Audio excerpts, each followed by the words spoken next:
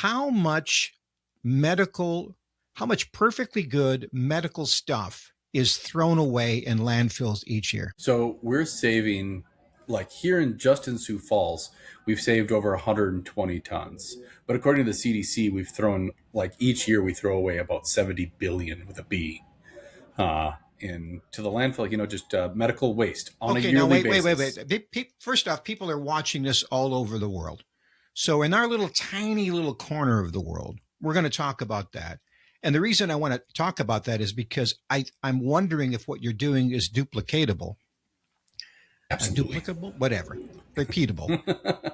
And I have been quoting $40 billion thrown away each year, and nobody believes that. And you say $70 billion. Oh yeah, Wow. 40 billion is on the low end, 70 billion is CDC. It was a college paperwork that I did. It was a big paper that I wrote for my marketing class when I was getting my master's. And so, they looked it up. They're like, holy cow, this is insane. They didn't believe it either. What exactly is being, what in the world? What are we throwing away that's worth $70 billion? I mean, basically almost all medical equipment. And so when you think about it, like go out into the marketplace and you can buy used board games, used cars, used furniture, used almost anything, right? But with medical equipment, we've decided that that entire market, we're just going to throw it away.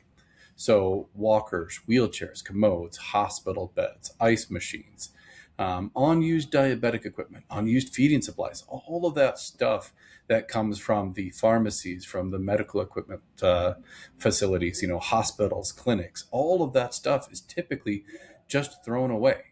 I mean, you look at us in Sioux Falls and you can start to like figure out how that number makes sense.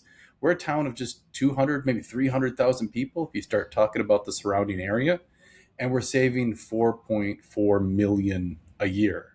You talk about the US isn't 10 times bigger or even 100 times bigger, it's 1,000 times bigger than Sioux Falls. And so, yeah, that starts getting you right in that neighborhood. And Are you at the cutting edge of this? Are you just like, are there like, how many of these Owen Outfitters type places are there in the country? yeah, from what we know, there's a handful of them. There's some ones in Denver, Albuquerque.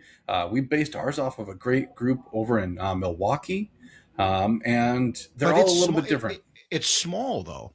I mean, Yeah. you said a handful. The opportunity is enormous, and the people taking advantage of the opportunity, just a handful.